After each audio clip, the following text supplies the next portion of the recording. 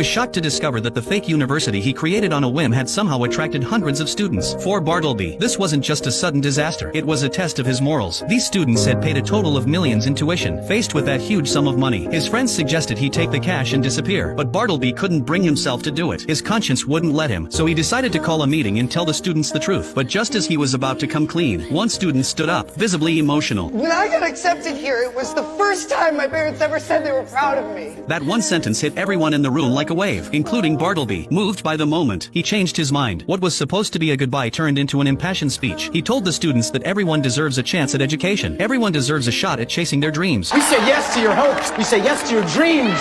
Welcome to South Arnhem Institute of Technology! But how did things spiral to this point? It all started a few days earlier, when Bartleby received the list of college admissions and his name wasn't on any of them. Rejected by every school. He panicked. He didn't want to disappoint his parents, so he came up with a wild idea. If no college would accept him, why not make one up? He printed a fake acceptance letter, tweaked a school logo, gave the fake college a name, and wrote a short description to make it look real. But a letter alone wasn't convincing enough to sell the lie. He asked a tech-savvy friend to help him create a fake college website. That way, when his dad handed him the acceptance letter and said, "Congratulations, you've been accepted," he could act just as surprised. Congratulations, you've been accepted! His mom teared up with joy and gave him a heartfelt hug. But even in that touching moment, his dad looked skeptical. With Bartleby's grades, this seemed unlikely. Thinking fast, Bartleby pulled up the fake website. That bought him a little more time. The next day, his dad handed him a check for his first semester's tuition, and before leaving, he shared one more surprise. On the first day of school, the whole family would be driving him to campus together. That's when Bartleby realized the trap he'd set for himself. There was no school, but soon, his family would find out the truth. Desperate, he gathered his friends to figure out a plan. They needed a place that could pass as a college at least for one day. After some searching, they found an old, abandoned hospital. It was run down, dusty, and falling apart, but Bartleby saw potential. They all did, so they got to work. They tore down the fences, cleaned every room, and fixed whatever they could. After days of non-stop effort, the South Arnhem Institute of Technology finally looked like a real school. But they weren't done yet. They needed a president. Bartleby's dad was serious about education. He'd definitely want to meet the head of the school. That's when Bartleby's friend Glenn had an idea. His uncle used to be a respected professor at nearby Harmon College, but was fired for being a little too unconventional. Now he worked in a clothing store, just scraping by. Bartleby asked him to play the role of president. Surprisingly, he said yes without hesitation. They also brought in volunteers to act as students. Once everything was in place, Bartleby and his parents arrived at the fake campus. The renovated space and clean facilities impressed even his strict father. For a moment, it looked like Bartleby had pulled it off, but the moment they stepped inside, his dad started noticing strange things. It felt like a hospital. To ease his doubts, Bartleby rushed to introduce his parents to the president. Luckily, the man still had real experience in education and gave such